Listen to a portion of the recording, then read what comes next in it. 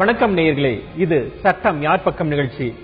உங்களுக்கான அடிப்படை சட்டங்களை நீங்கள் தெரிந்து கொள்ள வேண்டும் என்பதுதான் இந்த நிகழ்ச்சியின் முக்கிய நோக்கம்.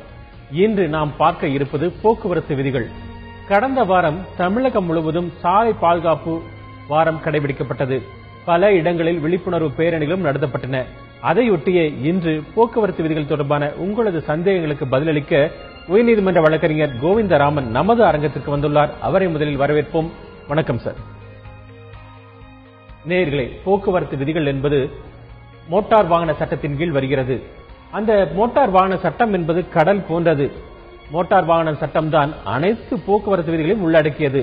ஒரு வாகனத்தின் பதிவு, அனுமதி, லைசன்ஸ், இப்படி குடிபோதையில் வாகனம் ஓட்டுவதை தடுப்பது, ஹெல்மெட், இப்படி பல விஷயங்களையும் அது கையாளுகிறது. எனவே இது தொடர்பான உங்களது கேள்விகளை சுருக்கமாக கேளுங்கள், பதில்களை விரிவாக தெரிந்து கொள்ளுங்கள். நிகழ்ச்சிக்கு செல்வதற்கு முன் மோட்டார் வாகன சட்டம் உருவான கதையை பார்ப்போமா?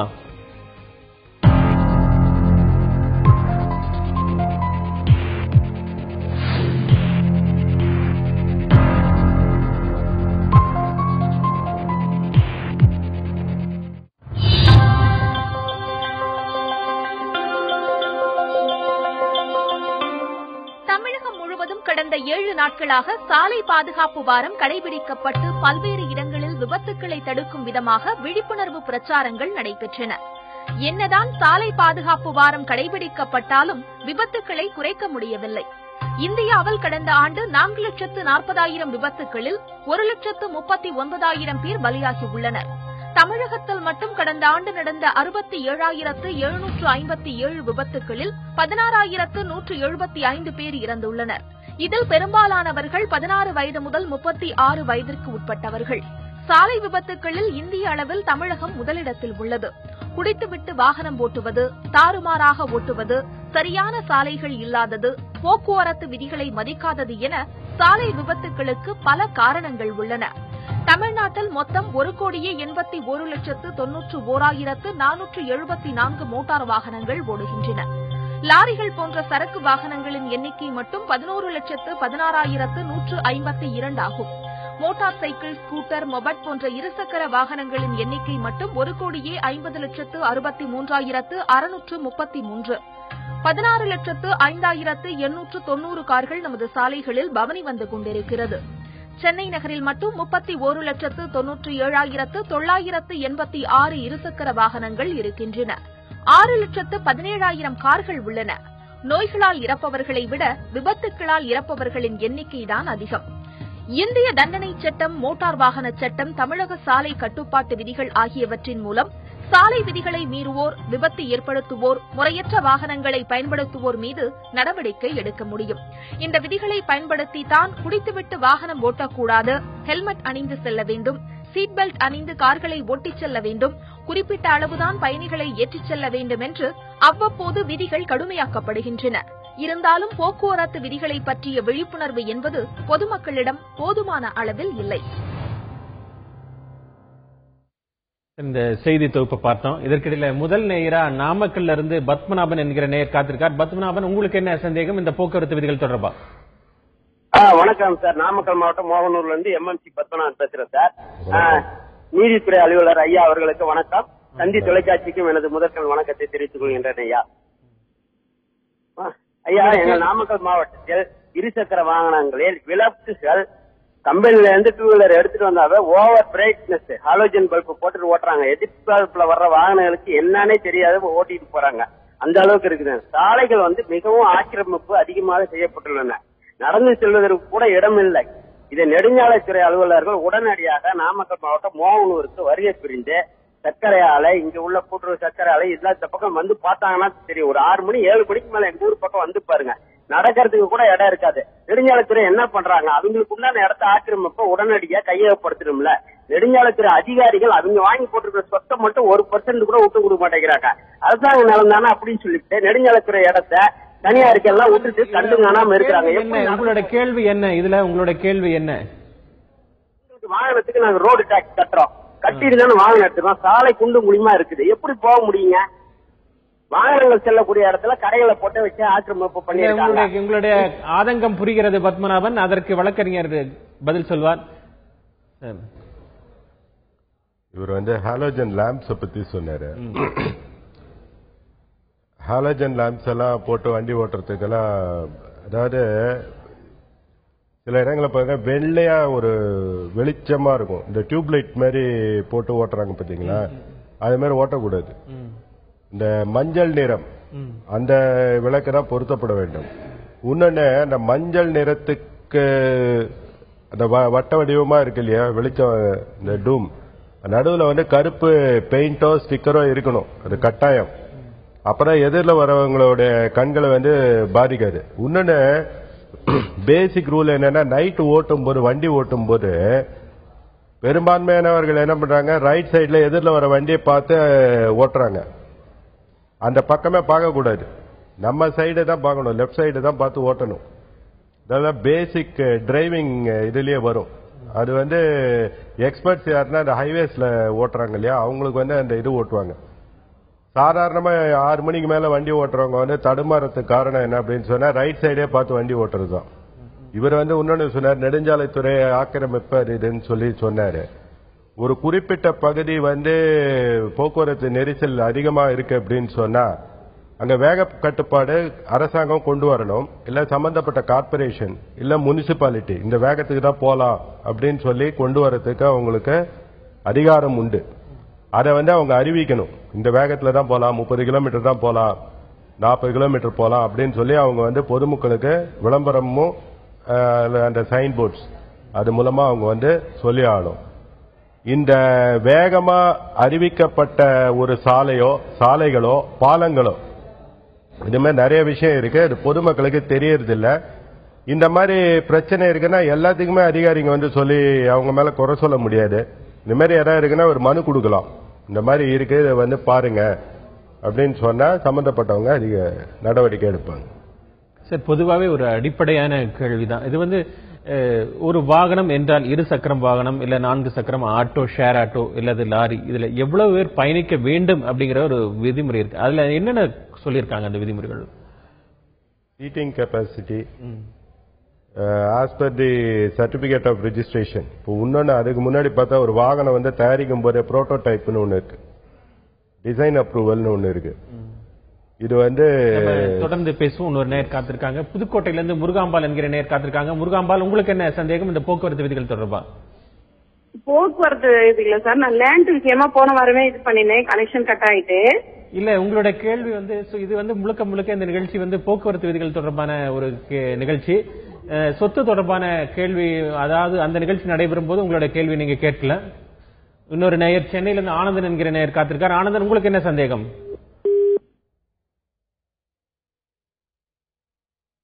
ஆனந்த் சார், தொடர்ந்து பேசுவோம். நம்ம அந்த சீட்டிங் கெப்பாசிட்டி பத்தி சொன்னீங்க. அதாவது ஒரு வாகனம் தயாரிக்கும் போது புரோட்டோடைப்னு ஒண்ணு வருது, அதுல சீட்டிங் கெப்பாசிட்டி இவ்வளவு அப்படின்னு போட்டுதான் வரும். இந்த சீட்டிங் கெப்பாசிட்டின்னு எதுக்கு வராதுன்னா, இப்போ இந்த பஸ் வருது பாருங்க, சேசிஸ், அது சேசிஸ் மட்டும் பாடி கட்டுவாங்க, இந்த ஆம்னி பஸ் அதெல்லாம், அது அவங்க எவ்வளவு சீட் போட போறாங்க அப்படிங்கறது அவங்க வந்து பாடி பில்டிங் போது தான் அதுக்கு வரும். மற்றபடி கம்பெனில இருந்து தயாராகி வர வண்டிங்க வந்து இவ்வளவு சீட்டு தான் போட்டு வருது. இப்போ 2 சக்கர வாகனம் அப்படின்னு சொன்னா 2 பேர் தான், வேற யாருமே கிடையாது. 3 பேர் 4 பேர்லாம் அதுக்கு மேல கிடையாது, 2 பேருக்கு மேல போகணும். It is 2 wheeler only for 2 persons. அதே போல ஆட்டோ ரிக்ஷான்னு எடுத்தீங்கன்னு சொன்னா it is a 3 seater plus 1 driver, 3+1 தான். ஆட்டோ ரிக்ஷால அதுக்கு மேல போக கூடாது சட்டப்படி. அதே போல மேக்ஸிட் கேப் எடுத்தீங்கன்னா தமிழ்நாட்டை பொறுத்த வரைக்கும் இட் இஸ் 12 seater, அதுக்கு மேல போக கூடாது. இப்ப நீங்க 2 சக்கர வாகனங்கள் அப்படின்னு சொல்லும்போது சிலர் வந்து அந்த குழந்தைகளை வச்சுட்டு கூட ஓட்டிட்டு போறாங்க, அது வந்து அது பர்மிட்டபிளா? அந்த குழந்தைகள் அவங்க கொண்டு போமா? குழந்தைங்கன்னா அது எந்த அளவுக்கு வளர்ந்த குழந்தைன்னு ஒண்ணு இருக்கு இல்லையா. ஒரு கை குழந்தைய வந்து தூக்கிட்டு போறது வேற, ஒரு 3 வயசு வரைக்கும் உட்கார வச்சுட்டு போலாம், 4-5 வயசு வரைக்கும் ஓகே.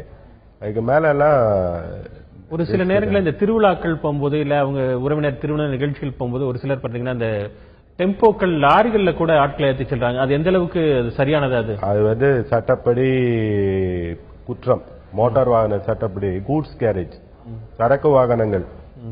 இந்த இன்னொன்னு கூட சொல்றாங்க, இந்த குட்டி யானைன்னு சொல்லிட்டு ஒரு வண்டி. இப்ப இந்த காணும் பொங்கல் டயத்துல கூட நீங்க பாத்தீங்கன்னா பேப்பர்ல கூட நிறைய வருது. முன்னாடி மாட்டு வண்டியில வந்தாங்க, இப்ப எல்லாம் குட்டி யானை என்ற வாகனத்தில் நிறைய மக்கள் வராங்க அப்படின்னு சொல்லிட்டு. It is a goods carriage. Goods கேரேஜ்ல கூட்ஸ் தான் எத்தலாமே தவிர மனிதர்கள் பயணிக்கக்கூடிய வாகனம் கிடையாது. சட்டப்படி குற்றம். அதுல ஏதாவது விபத்து ஏற்பட்டாலும் அதுக்கு இழப்பீடு அது இதுன்னு வாங்குறதுல ரொம்ப கஷ்டம். சார், இப்ப சென்னையில பாத்தீங்கன்னா ஒரு பொதுவான பிரச்சனை, இந்த ஆட்டோ, தமிழக அரசு ஆட்டோ மீட்டர் கட்டணம் அறிமுகப்படுத்திட்டாங்க. அதற்கான காலக்கெடு நிர்ணயிக்கப்பட்டது. இருந்தாலும் நிறைய ஆட்டோக்களுக்கு சொல்ல போனால் ஒரு 50% மேலான ஆட்டோக்கள் அந்த முறையான அந்த ஆட்டோ மீட்டர் கட்டணத்தை ஃபாலோ பண்றது கிடையாது. அவங்க ஒரு 50% தான் அந்த ஆட்டோ கட்டணம் அவங்க ஃபாலோ பண்றாங்க. இது போன்ற நேரங்கள்ல அவர்கள் மீது என்ன மாதிரியான நடவடிக்கை, ஆட்டோக்கு அவங்க சரியா ஆட்டோ மீட்டர் பொறுத்தல அல்லது அந்த ஃபாலோ பண்ணல அப்படிங்கிற போது அந்த ஆட்டோ ஓட்டுநர்கள் மீது என்ன மாதிரியான நடவடிக்கை எடுக்கப்படும்? அதாவது ஒருத்தர் ஆட்டோ வரீங்களா அப்படின்னு சொன்னா அவரை உடனே ஏத்திக்கணுங்கிறது கட்டாயம் கிடையாது. இந்த ஆட்டோ டிரைவரோட விருப்பம். இட்ஸ் எ கான்ட்ராக்ட் கேரேஜ், ஒப்பந்த ஊர்தி. நான் ஒரு மயிலாப்பூர் போனோம், இப்ப நான் தரமணியில இருக்கேன், மயிலாப்பூர் போகணும்னு நான் கேட்கிறேன். சம்பந்தப்பட்ட அந்த ஆட்டோ ஓட்டுநர் அவருக்கு விருப்பம் இருந்தா என்ன வாங்க நான் கூட்டு போறேன்னு சொல்லலாம். இல்ல அவர் இங்கே ஒரு 4-5 கிலோமீட்டருக்குள்ள சுத்தத்துக்கு தான் அவர் சவாரி எடுக்கிறதுக்கு தான் விருப்பம் இருந்தால் அவர் மறுக்கலாம். அதை குற்றமா சொல்ல முடியாது. அதே நேரத்தில் கண்டிப்பா மீட்டர் போட்டு தான் ஆகணும். மீட்டர் கட்டணத்துக்கு மேல அவங்க கேட்கறாங்க அப்படின்னு சொன்னா அந்த வாகனத்தின் பதிவு எண் அதை இது பண்ணி சம்பந்தப்பட்ட வட்டார போக்குவரத்து அதிகாரிக்கு மனு கொடுக்கலாம். அது ஒண்ணு. ஆனா இப்போ எனக்கு என்னுடைய பிராக்டிக்கல் அனுபவத்துல நான் சொல்றேன், பெரும்பான்மையான ஆட்டோ டிரைவர்கள் மீட்டர் போட்டு தான் ஓட்டுறாங்க. அது தவறுங்கிறது என்னுடைய கருத்து. பெரும்பான்மையான ஆட்டோ டிரைவர்கள் மீட்டர் போட்டு தான் ஓட்டுறாங்க. பொதுவாக தமிழகத்தை பொறுத்தவரை, ஏன் இந்தியாவை பொறுத்தவரையே போக்குவரத்து விதிகள் கடுமையாகத்தான் உள்ளன. ஆனால் அவற்றை அதிகாரிகள் முறையாக அமல்படுத்துவதில்லை என்று குற்றம் சாட்டுகின்றனர் சமூக ஆர்வலர்கள். சென்னையைச் சேர்ந்த சமூக ஆர்வலர் டிராபிக் ராமசாமி என்ன சொல்கிறார் என்பதை கேட்போமா? இருக்கின்ற விதிகளை ஒழுங்காக அமல்படுத்தினாலே போதும். ஏனென்றால் உதாரணத்துக்கு சொல்லுகின்றேன், அபை ஆட்டோ என்ற ஆட்டோ ஓடிக்கொண்டிருக்கின்றது. அந்த ஆட்டோவில் 3 பேர் தான் செல்லலாம். ஆனால் இவர்களாகவே ஒரு முத்திரை குத்தி ஷேர் ஆட்டோ என்ற பெயரிலே இன்று காலை கூட 3 ஆட்டோக்கள் படம் எடுத்திருக்கின்றேன் பிராட்வேயிலே. அத்தனை போலீசாரும் பார்த்துக் கொண்டிருக்கிறார்கள் 10 பேர் வருவதை. அவர்களிடம் எந்த விதமான நடவடிக்கை எடுப்பதில்லை. கேட்கும்போது சொல்லுகிறார்கள் நாங்கள் ஒன்றும் செய்ய முடியாது என்ற நிலைதான் இருக்கின்றது.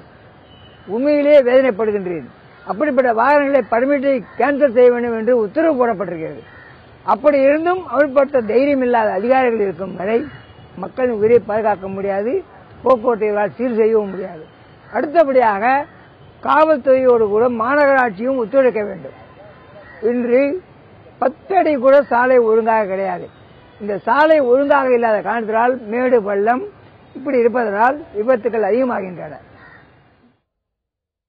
சரி, இப்ப இந்த ஷேர் ஆட்டோ பத்தி அவர் குறிப்பிட்டார். ஆக்சுவலி ஷேர் ஆட்டோ அப்படிங்கிற ஒரு இருக்கா, இல்ல அதுல என்ன விதிமுறைகள்? அது ஷேர் ஆட்டோன்னு ஒண்ணு இருக்கு.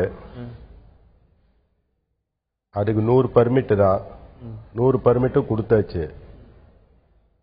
அந்த 100 வண்டிக்கு மேல எதுவுமே ஷேர் ஆட்டோன்னு சொல்லக்கூடாது. எல்லாமே ரெகுலர் ஆட்டோ ரிக்ஷாஸ் தான்.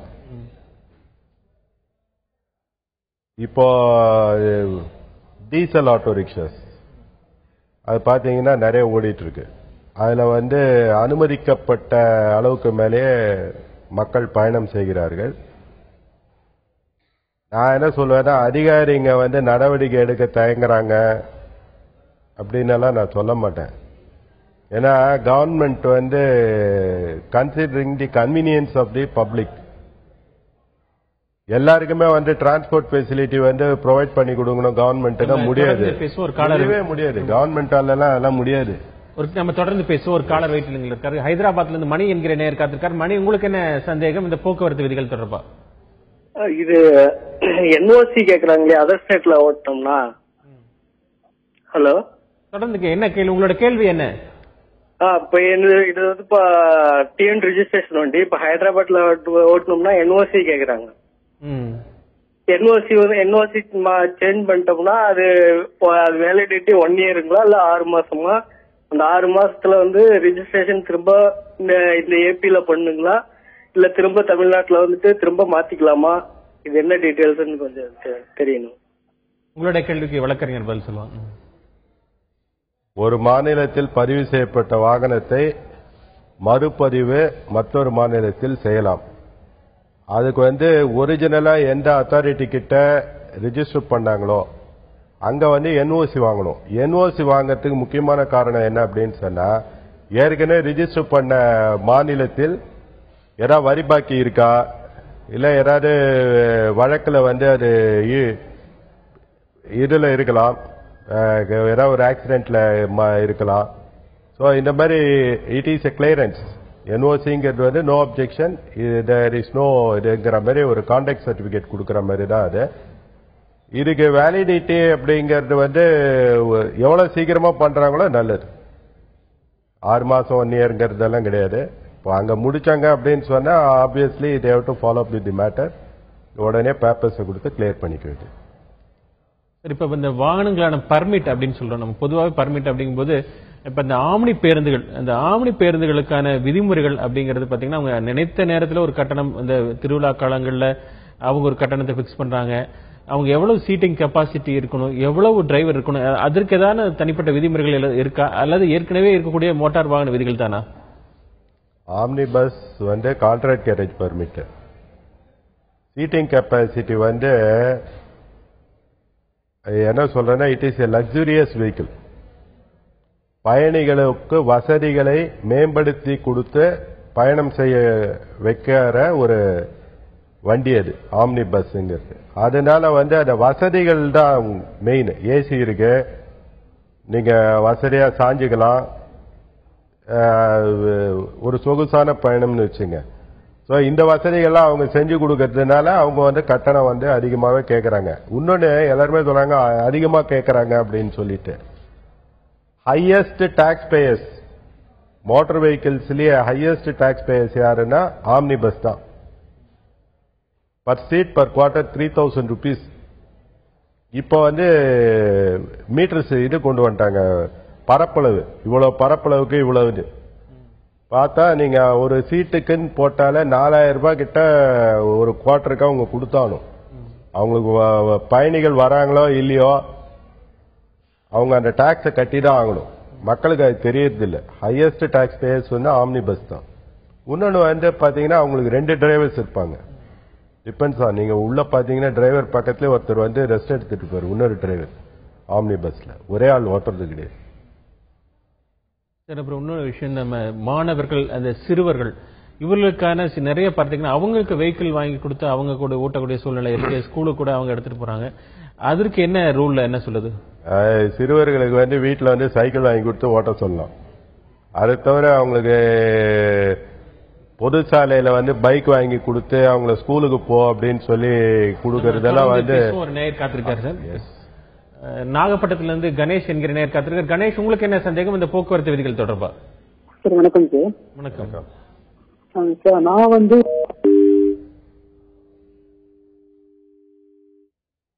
அவர் இணைப்பு துண்டிக்கப்பட்டு விடுது. நம்ம தொடர்ந்து பேசலாம். நம்ம சிறுவர்களுக்கான 2 வீலர் வந்து பசங்களுக்கு, ஸ்கூல் போற பசங்களுக்கு எல்லாம் பைக் வாங்கி கொடுப்போம். அவருங்கள முதல்ல அவங்களுக்கு அந்த டிரைவிங் லைசன்ஸே கிடைக்காது.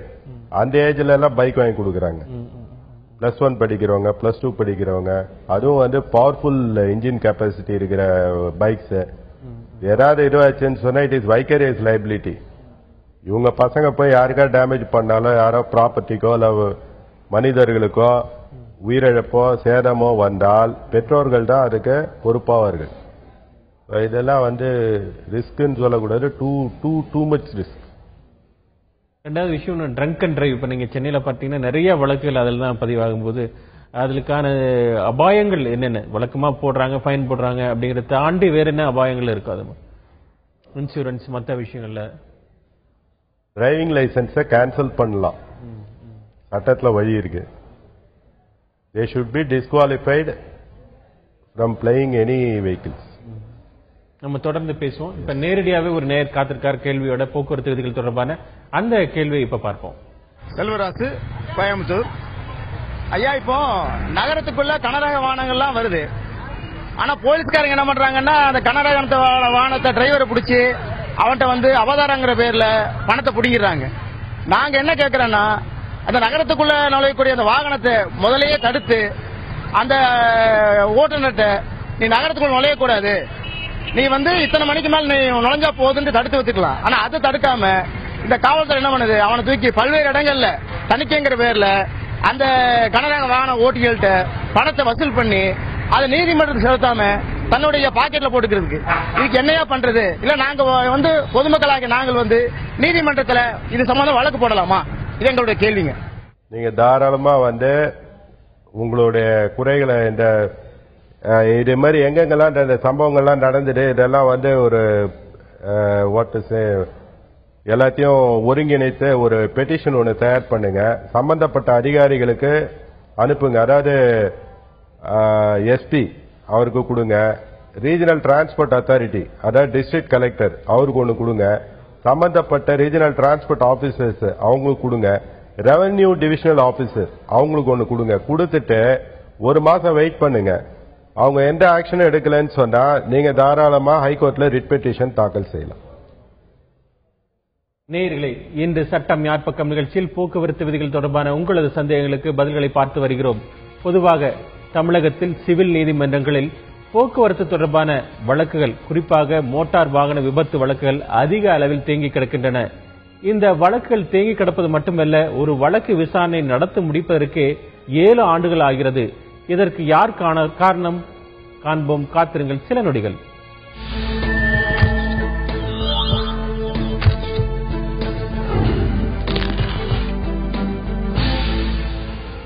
நேயர்களே, இன்று சட்டம் யார் பக்கம் நிகழ்ச்சியில் போக்குவரத்து விதிகள் தொடர்பான உங்களது கேள்விகளுக்கு உயர்நீதிமன்ற வழக்கறிஞர் கோவிந்தராமன் பதிலளித்து வருகிறார். பொதுவாக சிவில் நீதிமன்றங்களில் மோட்டார் வாகன விபத்துகள், அதாவது போக்குவரத்து விதிகளை மீறி ஏற்படும் விபத்துகள் தொடர்பான அந்த வழக்குகளின் தொடர்ந்து விசாரித்து முடிப்பதற்கு 7 ஆண்டு ஆகுகிறது. அது மட்டுமல்ல, தமிழக அளவில் அதிக அளவில் MCOP கேஸ் எனப்படும் அந்த மோட்டார் வாகன விபத்து வழக்குகள் தான் அதிக அளவில் உள்ளன. இதற்கு என்ன காரணம் என்பதை விளக்குகிறார் பார் கவுன்சிலுடைய துணைத் தலைவர் அமல்ராஜ். நீதிமன்றங்களுடைய பற்றாக்குறையும் இதுல இருக்குன்னு சொல்லலாம். ஏன்னா அன்றைய காலகட்டத்தில் இருந்த மக்கள் தொகை ஏற்றப்பாறு இந்த அதாவது மோட்டார் வாகன சட்டத்துக்குன்னு தனி நீதிமன்றமே இருக்குது. இன்னைக்கு மக்கள் தொகைக்கு ஏற்ப அதை நம்ம இன்னும் அதிகமான முறையில் நீதிபதிகளின் எண்ணிக்கையோ இல்ல நீதிமன்றங்களுடைய அதாவது இன்ஃப்ராஸ்ட்ரக்சரையோ நம்ம கொண்டு வரல. அதே போல இன்னைக்கு சென்னையை பொறுத்தவரையும் பாத்தீங்கன்னா அவனுக்கு வருஷத்துக்கு 6000 வழக்குகள் பதிவாயிருக்கிறது. ஆனா உங்களுக்கு டிஸ்போசல் பாத்தீங்கன்னா ஒரு 2000 கேஸ் கூட ஒரு வருஷத்துக்கு டிஸ்போஸ் ஆகிறது கஷ்டம். அதுக்கு முக்கிய காரணம் என்னன்னு சொல்றேன்னா, நீங்க இன்னைக்கு இன்சூரன்ஸ் கம்பெனிகளும் டிரான்ஸ்போர்ட் கம்பெனிகளும் தான் அது முக்கிய காரணம். நீங்க பாத்தீங்கன்னா சட்டப்படி ஒரு வழக்கு ஒரு மோட்டார் வாகன விபத்து சட்டப்படி ஒரு வழக்கு பதிவு செய்யும் போது அந்த வழக்குக்கு 30 நாள்ல பதில் மனுவை தாக்கல் செய்யணும். யார் தாக்கல் செய்யணும்? ரெஸ்பாண்டன்ட்ல இன்சூரன்ஸ் கம்பெனியோ இல்ல டிரான்ஸ்போர்ட் கம்பெனியோ தான் ரெஸ்பாண்டன்ட் வருவாங்க. ஆனா அந்த 30 டேஸும் ஃபாலோ பண்றது இல்ல 90 டேஸ்ல இந்த வழக்கு முடிக்கணும்னு சொல்லுவாங்க, அதையும் ஃபாலோ பண்றது இல்ல. சோ ஒரு 6 மாசத்தினுடைய ஒரு முடிவு வேண்டிய ஒரு வழக்கு 6 வருஷத்துக்கு கொண்டு போயிடுறாங்க. அதற்கான விளக்கத்தை அவர் சொல்லியிருக்கார் பார் கவுன்சில் தலைவர், துணைத் தலைவர் என்கிற முறையில். இதற்கிடையில கரூர்ல இருந்து ஜோதி என்கிற நேயர் காத்திருக்காங்க. ஜோதி, உங்களுக்கு என்ன சந்தேகம் இந்த போக்குவரத்து விதிகள் தொடர்பா? ஹலோ, வணக்கம் சார். வணக்கம்.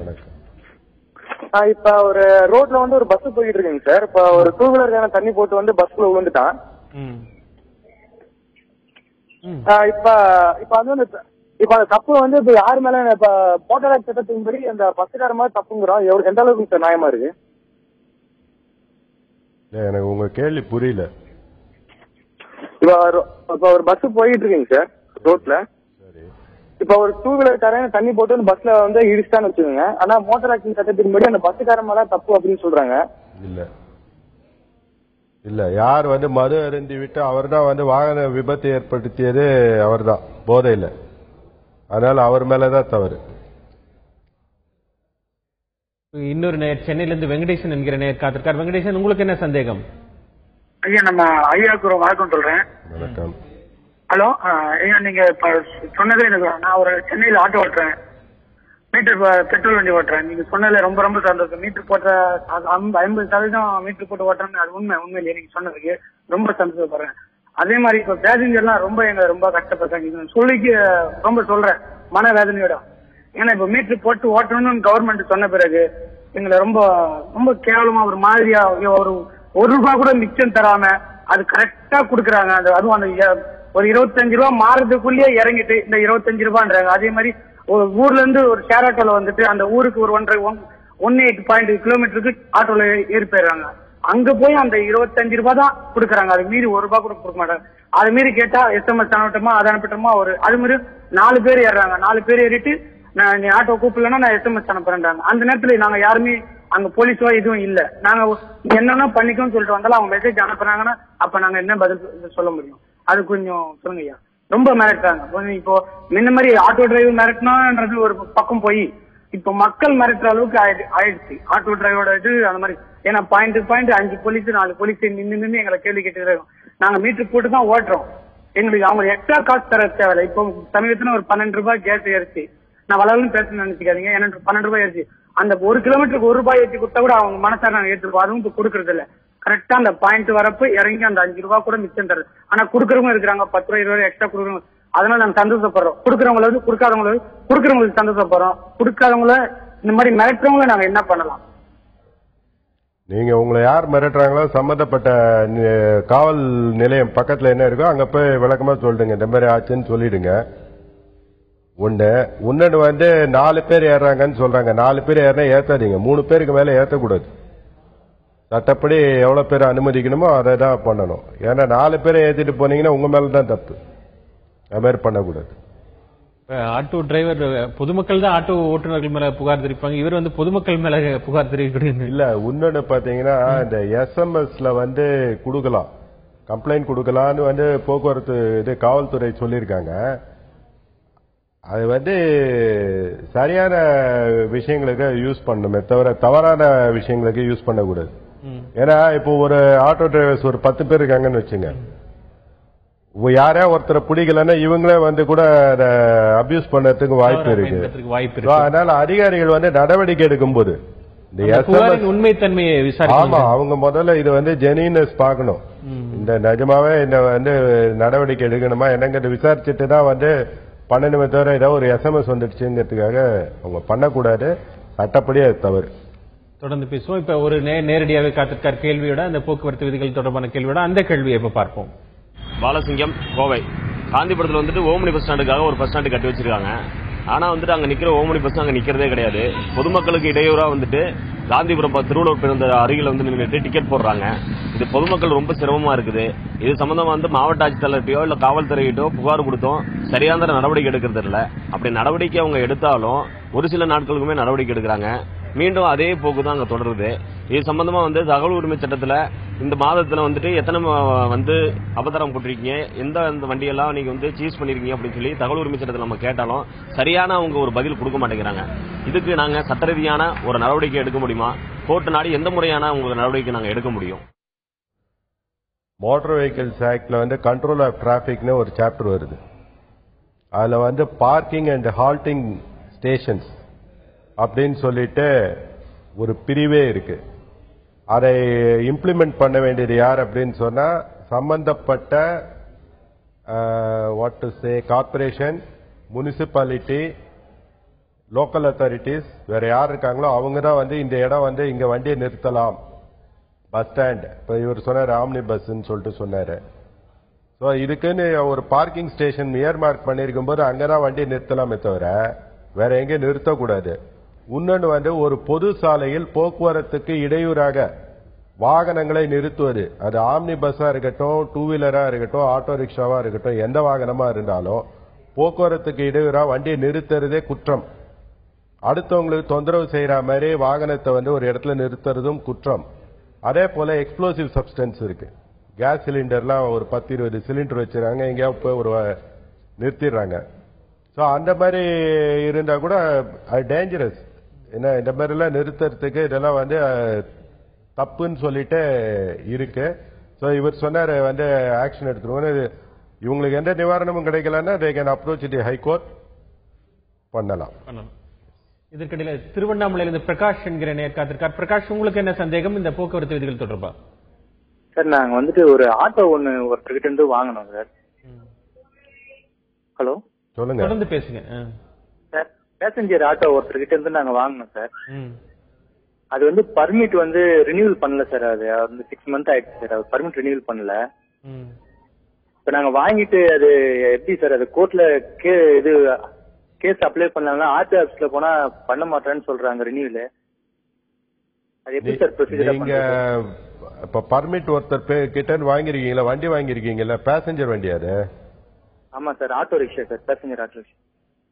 பர்மிட் இருக்கா அதுக்கு? ஏற்கனவே பர்மிட் இருக்கு சார், டிஎல் பர்மிட் இருக்கு. அவர் வந்து ரினியூவல் பண்ணாம அப்படியே விட்டார் சார். நாங்க வாங்கி என்ன பண்ணணும்னு சொன்னா ஒரு டீடைலா ஒரு பெட்டிஷன் ஒன்று முதல்ல ரெடி பண்ணுங்க. நான் இந்த மாதிரி இவர்கிட்ட வாங்கியிருக்கேன் அப்படின்னு சொல்லிட்டு யார்கிட்ட வாங்கினீங்களோ அவங்க கிட்ட இருந்து 2 பேரும் சேர்ந்து joint application for transfer of permit. Okay sir. Joint application யார் உங்களுக்கு வந்து வித்தாங்களோ நீங்களும் சேர்ந்து ஒரு மனு கொடுக்கணும் அவர் பேர்ல இருந்து உங்க பேருக்கு மாத்துறதுக்கு. அதே நேரத்தில் இன்னி தேதியில அவர் பேர்லயே பர்மிட் இருக்கிறதுனால ரினியூவல் அப்ளிகேஷன் அவர் தான் போடணும். அவரை போட சொல்லுங்க. அது மேல அவங்க நடவடிக்கை எடுக்கல அப்படின்னு சொன்னா நீங்க நீதிமன்றத்தை அணுகலாம். இப்ப சென்னையிலிருந்து ஆனந்தன் என்கிற நேர்காத்திருக்கார். ஆனந்தன், உங்களுக்கு என்ன சந்தேகம் இந்த போக்குவரத்து விதிகள் தொடர்பா?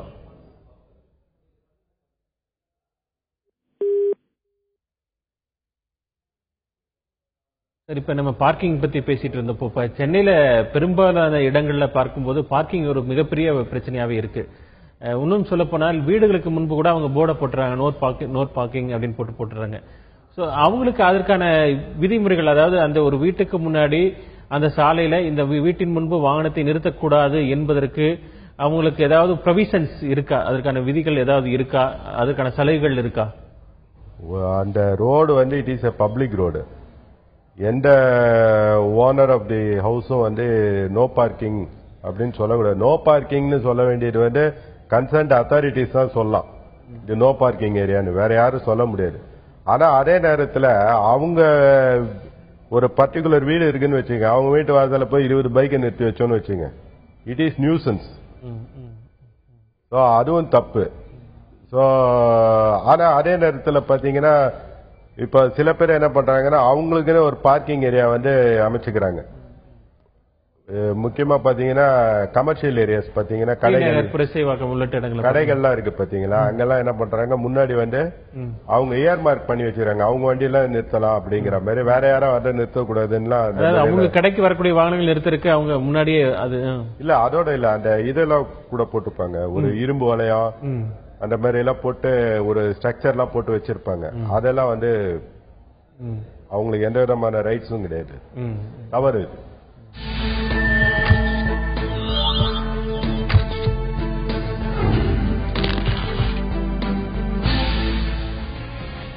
நேயர்களே, இன்று சட்டம் யார் பக்கம் நிகழ்ச்சியில் போக்குவரத்து விதிகள் தொடர்பான உங்களது சந்தேகங்களுக்கு பதில்களை பார்த்து வருகிறோம். பொதுவாக வாகன விபத்துகளில் தமிழகம்தான் இந்தியாவிலேயே முதலிடத்தில் உள்ளது என்கிறது புள்ளி விவரம். இதற்கு யார் காரணம் விளக்குகிறார் முன்னாள் மாவட்ட நீதிபதி பரம்ஜோதி. நமக்கெல்லாம் தலையில் ஹெல்மெட் அணிந்து செல்ல வேண்டும் என கூறும்பொழுது கூட இருசக்கர வாகனத்தில் அதை நாம் அணிவதில்லை. அதற்கு மேலாக முக்கியமாக பின்னால் அமர்பவர்களும் அதை அணிய வேண்டும் என்பதையும் நாம் கடைபிடிப்பதில்லை. அது நம்முடைய பாதுகாப்புக்காகவே சட்டத்தில் கூறப்பட்டுள்ளது என்பதையும் மறந்துவிடுகிறோம். அதேபோல் இருசக்கர வாகனத்தில் இருவருக்கு மேல் பயணம் செய்யக்கூடாது என்ற நிலையும் நாம் கடைபிடிப்பதில்லை. இவ்வாறு சாலையில் எந்த இடத்தில் நாம் குறுக்கே கடந்து செல்ல வேண்டும் என்பதற்கு சாலையில் குறியீடுகள் உள்ளது, அதையும் கடைபிடிக்காமல், மேலும் சாலையில் காட்டப்படுகின்ற காவலர்கள் காட்டுகின்ற சிக்னலை அல்லது signal red light, green light, yellow light என தெரிவித்துள்ளதையும் முறையாக கடைபிடிக்காமல் நாம் நடந்து கொள்வதால் விபத்துகள் ஏற்படுகின்றன. முக்கியமாக நாம் சொல்ல வேண்டும் என்றால் மோட்டார் ஆக்சிடென்ட் சட்டத்தை, மோட்டார் வெஹிக்கிள் ஆக்ட் சட்டத்தை முறையாக நாம் அனைவரும் கற்க வேண்டியது அவசியமாகும். அவரோட கருத்தை பதிவு பண்ணியிருக்காரு. இதற்கிடையில வேலூர்ல இருந்து கேசவன் என்கிற நேர்காத்திருக்கார். கேசவன், உங்களுக்கு என்ன சந்தேகம் இந்த போக்குவரத்து விதிகள் தொடர்பா? சார் ஒண்ணு இல்ல உங்களோட கேள்வி என்ன கேசவன்? சார் வணக்கம். ஒண்ணு இல்ல, ஒருத்தர் மோட்டார் சைக்கிள்ல போறாரு, டிராபிக் போலீஸ் நிறுத்துறாரு குடியாத்துல. நிறுத்தணும்னா அவரு சாவி எடுத்துக்கிறாரு, வண்டியுடைய சாவி எடுத்துக்கிறாரு. அடுத்து வந்துதான் விசாரிக்கிறாரு. அது எங்களுடைய வண்டி 40,000 கொடுத்து வாங்க விசாரிக்கிறதுக்கு முன்னாடியே வண்டி சாவி எடுத்துக்கிறாரு. அடுத்து டிஎல்க்கு தான் ரெக்கார்ட்ஸ்க்கு தான் பாக்குறாரு. டிஎல் இருக்குது, ரெக்கார்ட்ஸ் இல்ல, உடனே வண்டியை திரும்ப ஷெட்ல விட்டு கேஸ் பீஸ் கொடுத்துறாங்க. நாங்க எப்படி திருப்பி வீட்டுக்கு போவோம்? சாவி எல்லாம் எடுக்கிறதுக்கு சட்டத்துல யாருக்குமே இது இல்ல, பவர்ஸ் இல்ல. அது தவறு, சட்டப்படி தவறு. எந்த அதிகாரி சாவி எடுக்கிறாரோ அவர் குற்றம் புரிந்தவராகிறார். It is not a proper approach. இது தொடர்பா அவர் மேல புகார் தெரிவிக்கலாமா? அவர் மேல கண்டிப்பா அவங்க மேலதிகாரிங்க கிட்ட இந்த மாதிரி அவர் நடந்துட்டாரு அப்படின்னு சொல்லிட்டு கண்டிப்பா புகார் கொடுக்கணும்.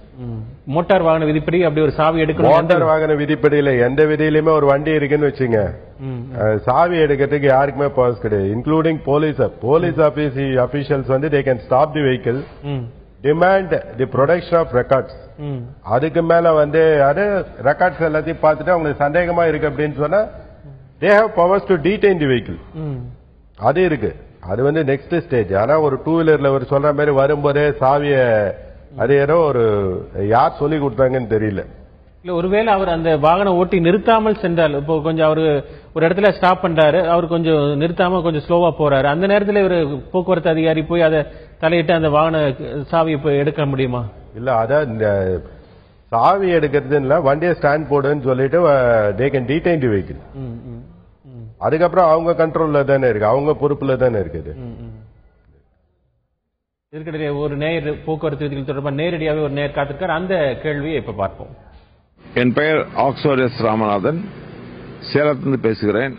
சமூக நல ஆர்வலர். சேலம் மாவட்டத்தை பொறுத்தவரையிலும் சாலைகள் மிகவும் பழுதான நிலையில் இருந்து கொண்டிருக்கிறது. குறிப்பாக மாநகராட்சி பகுதியிலே சாலைகள் குண்டும் குழியுமாக இருக்கிறது. இந்த குண்டும் குழியை எப்பொழுதுமே அவர்கள் குறித்த நேரத்திலே செயல்பட்டு அதை சரிபார்ப்பதில்லை. அப்படியே ரோடு போடுவது என்று சொன்னாலும் கூட கோடை காலத்திலே டெண்டர் வாங்கி மழை காலத்திலே ரோடை போடுகிறார்கள். அதனால் ரோடுகள் எல்லாம் பழுதாகி விடுகிறது. இதுக்கு ஏதாவது சட்டங்கள் இருக்கிறதா? எந்த காலகட்டத்திலே ரோடுகள் போட வேண்டும், சாலைகள் போட வேண்டும், அது மாநகராட்சியாக இருந்தாலும் சரி, நகராட்சியாக இருந்தாலும் சரி, அதற்குரிய கால வரைமுறை ஏதாவது உண்டா? புதியதாக ரோடு போடுவதற்கு அல்லது ரோடை செப்பனிடுவதற்கு வரைமுறைகள் ஏதாவது உண்டா என்பதை தெரிந்து கொள்ள ஆசைப்படுகிறேன். இதுக்கு வரைமுறை சட்டத்தில் எதுவும் சொல்ல, நடைமுறையில எது சாத்தியமோ அதை தான் செஞ்சாகணும். மழை காலத்துல போய் ரோடு போடுறேன் அப்படின்னு சொன்னா முடியாது. அதுக்கு சொல்ல கரெக்டா தான்.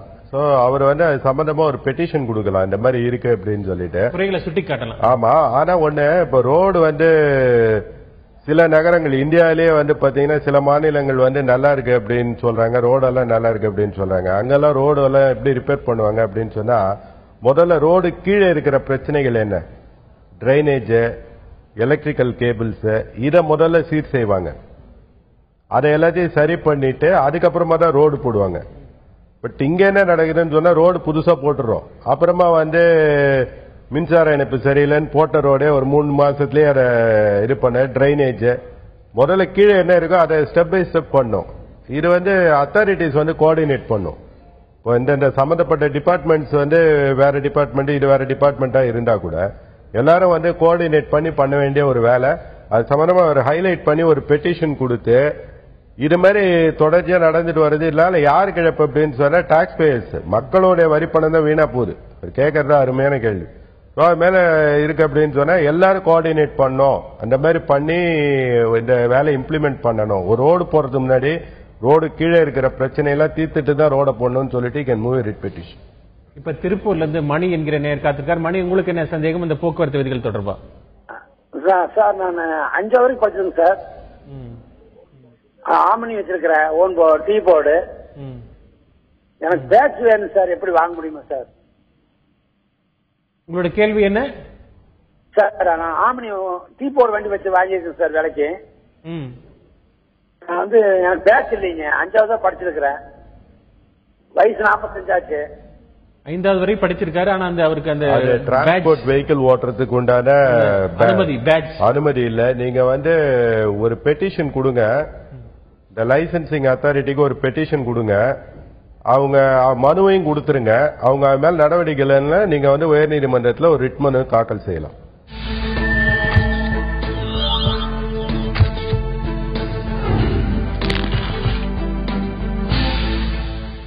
நேயர்களே, இன்று சட்டம் யார் பக்கம் நிகழ்ச்சியில் போக்குவரத்து விதிகள் தொடர்பாக பார்த்து வருகிறோம். குறிப்பாக போக்குவரத்து விதிகள் மேலை நாடுகளில் எவ்வாறு உள்ளது விளக்குகிறார் பாடம் நாராயணன். வெளிநாடுகளுக்கும் இந்தியாவையும் வந்து ஒப்பிடவே முடியாது. ஏன்னா ஒன்று வந்து விதிகள் வந்து வெளிநாடுகளுக்கும் இந்தியாவுக்கும் கிட்டத்தட்ட ஒரே மாதிரி தான் இருக்கிறது. சொல்லப்போனா சில விஷயங்கள்ல வந்து இந்தியாவில் வந்து கடுமையான விதிகள் இயற்றப்பட்டிருக்கிறது. ஆனா அதை அமல்படுத்துவதில் வந்து இந்தியாவில் வந்து மிகப்பெரிய பிற்போக்குத்தனம் தான் இருக்கிறது. மேலை நாடுகளில் வந்து சட்டத்தை மதிக்கும் ஒரு சமூகமாக இன்றைக்கு உருவாக்கி விட்டார்கள். ஏன்னா தொடர்ந்து வந்து இந்த சட்டத்தை அமல்படுத்துவதற்கு ஆன அமைப்புகள், காவல்துறை, அதுக்கடுத்து நீதிமன்றங்கள் எல்லோரும் ஒருங்கிணைந்து தொடர்ந்து செயல்பட்டதுனால மேலை நாடுகள் இன்றைக்கு வந்து ஒரு சாலைகளில் போகும்போது ஓட்டுபவர்களும் சரி, மற்ற சாலையை கடப்பவர்களும் சரி, மற்றவர்களும் சரி, எல்லோருமே ஒரு ஒழுங்கு நிலையை ஒழுக்கமான ஒரு சமூகமாக இன்றைக்கு மாறிவிட்டார்கள்.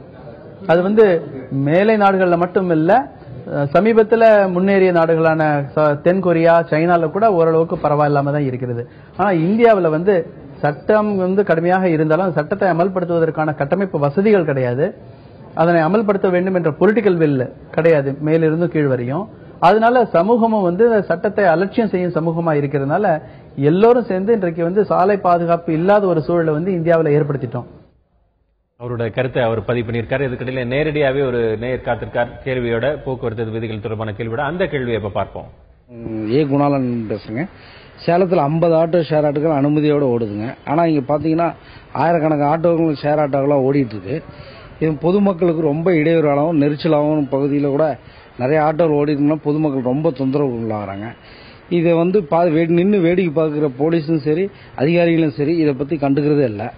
இந்த சாலை பாதுகாப்பு சட்டத்தைப்படி எங்களுக்கு இந்த விளக்கமான நடவடிக்கை எடுக்க வேண்டிய விளக்கத்தை கொடுக்கணும். ஒரு கேள்வி எனக்கு சரியா புரியல. அதாவது அவர் ஷேர் ஆட்டோக்கள் 50க்கு மட்டும்தான் அனுமதி இருக்கு. ஆனா 50க்கும் தாண்டி அங்கு சேலத்துல நிறைய ஆட்டோக்கள் ஓட்டப்படுகிறது. அதனால பொதுமக்களுக்கு நிறைய சிரமங்கள் ஏற்படுது, போக்குவரத்து நெரிசல் ஏற்படுது. அதனால இதற்கு என்ன நடவடிக்கை எடுக்க முடியுங்கிறது அவரோட கேள்வியா இருக்கு.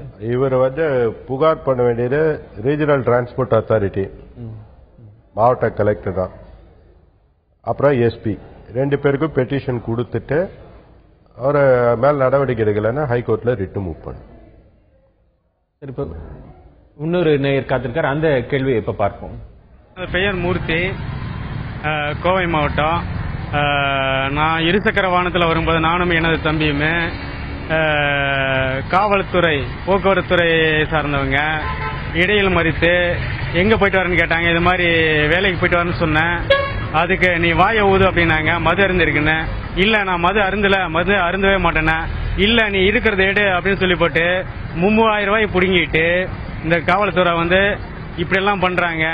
நம்ம இதை வந்து நம்ம எந்த மாதிரி சட்டத்துறையில போய் இவங்களை நம்ம இது பண்ணலாம் அப்படின்னு நான் கேக்குறீங்க. இது என்னைக்கு இந்த சம்பவம் நடந்ததோ அதை குறிப்பிட்டு எந்த அதிகாரி அவருக்கு தெரிஞ்சிருந்தா இல்ல இந்த காவல் நிலையத்தை சேர்ந்தவங்க மாதிரி பண்ணிருக்காங்க அப்படின்னு சொன்னா உடனே அவர் வந்து எஸ்பிக்கு ஒரு பெட்டிஷன் கொடுக்கும், அவங்க மேல நடவடிக்கை எடுக்க. இன்னொரு நேயரோட கேள்வியை பார்ப்போம். என் பேர் பியூஷ், நான் சேலத்துல கேள்வி கேட்கிறேன். பிரைவேட் பஸ்ஸஸ் ரொம்ப ரொம்ப ரொம்ப ரஃபா ஓட்டுறதுக்கு 2-3 காரணம் இருக்கு. ஒன்று டைம் பாக்குறாங்க, முக்கியமான காரணம் வந்து பணத்துக்காக தான் பண்ணிட்டு இருக்காங்க, எக்ஸ்ட்ரா கலெக்ஷன் ஆகணும்ட்டு. அந்த ரொம்ப ரஃபா ஓட்டுற நேரத்தில் நிறைய ஆக்சிடென்ட்ஸ் வந்து ஆயிட்டு இருக்கு. ஸோ ஒரு செயல் என்னன்னா, பணத்துக்காக அவங்க ஒருத்தரோட உயிர் போனாலும் நாங்கள் வந்து எங்க செயலை வந்து விட போறது இல்லைன்ட்டு முடிவில் இருக்காங்க. ஸோ அந்த மாதிரி ஆக்சிடென்ட் நடக்கும் போது கல்பபிள் ஹோமிசைடு, தட் இஸ் தெரிஞ்சு ஒரு செயல் செய்யும் போது அடுத்தவங்களோட உயிர் போறதுக்கு உண்டான வாய்ப்பு இருக்கு சொல்லி தெரிஞ்சு பண்ண இருக்கிற டைம்ல சட்டத்து ரீதியா கல்பபிள் ஹோமிசைட் கேஸ் அவங்க மேல புக் பண்ணுமா பண்ணக்கூடாதா? இது கல்பபிள் ஹோமிசைட் மட்டும் கிடையாது. It is causing, voluntarily causing grievous hurt. Indian penal code கீழே வர ப்ரொவிஷன்ஸ்ல பனிஷபிள் அஃபென்சஸ்ல வருது. நீங்க இது எல்லாத்தையுமே செட் அவுட் பண்ணி கன்சர்ன்ட் அத்தாரிட்டிஸ்க்கு பெட்டிஷன் கொடுங்க. நேயர்களே, இன்று சட்டம் யார் பக்கம் நிகழ்ச்சியில் போக்குவரத்து விதிகள் தொடர்பான உங்களது சந்தேகங்களுக்கு உயர்நீதிமன்ற வழக்கறிஞர் கோவிந்தராமன் விளக்கமாகவும் விரிவாகவும் பதிலளித்தார். அவருக்கு தந்தி டிவி சார்பாக நன்றியை தெரிவித்துக் கொள்வோம். நன்றி சார். நன்றி. ஒன்னு சொல்லிடுறேன். நீங்க எந்த ஸ்டாட்டிஸ்டிக்ஸ் வேணாலும் பாருங்க, ஆக்சிடென்டோட இதுல பார்வையற்றவர்களோ காது கேட்காதவங்களோ விபத்துல அடிபட்டு செத்தாங்கன்னு எங்க நியூஸ்ல படிச்சிருக்கோமா? நம்ம கவனமா இருக்க வேண்டியது ரொம்ப முக்கியமான விஷயம். இன்னொன்னு நான் என்ன சொல்லுவேன்னு சொன்னா, இந்த சாலை பாதுகாப்பு இந்த மாதிரி விஷயங்கள் எல்லாத்தையும் ஸ்கூல் லெவல்லே பசங்களுக்கு சொல்லிக் கொடுக்க வேண்டியது சமூகத்துக்கு ரொம்ப முக்கியமான கடமை. ஏன்னா நம்ம டே இன் டே அவுட் நம்ம யூஸ் பண்ற ஒரு விஷயம். நான் இந்த நல்ல வாய்ப்பை கொடுத்த தந்தி டிவிக்கு என்னுடைய மனமார்ந்த நன்றி. நேயர்களே, அடுத்த வாரம் இதே நாள் இதே நிகழ்ச்சியில் உங்களை சந்திக்கும் வரை உங்களிடமிருந்து விடைபெறுவது ரமேஷ்குமார். நன்றி, வணக்கம்.